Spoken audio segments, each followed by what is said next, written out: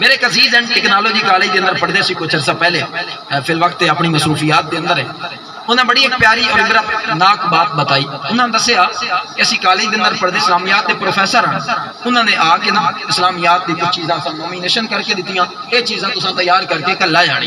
انہوں نے اندر نماز جنازہ بھی تساں تیار کر کے آنا. دوسرا دن ہویا جس ٹائم پیریڈ کا ٹائم آیا نا مختلف بچے نے کتاباں کھولیاں اور تیاری شروع کر دیتی کہ پروفیسر صاحب آنے والے ہیں انہیں سارے کو یہ چیزاں سننیاں نے لہٰذا اسی تیار کریے. اتو ایک بچہ آیا بچہ آ کے جا بجا کہنے لگا او بھائی کہ تیار پہ کر دیو جنازہ پہ تیار کرنے ہیں. انہاں کہلا ہے تسی کیوں پہ تیار کر دیو پروفیسر صاحب تے آج آئی کوئی نہیں لہٰذا والے دے لڑکیاں نے کتاباں ٹھپ دیتیاں. وہ میرا جڑا عزیز آئی نا اللہ انہوں دلی طور تے تڑپ نصیب فرمائیا ماشاءاللہ نماز پڑھنا ذکر و اذکار کرنا.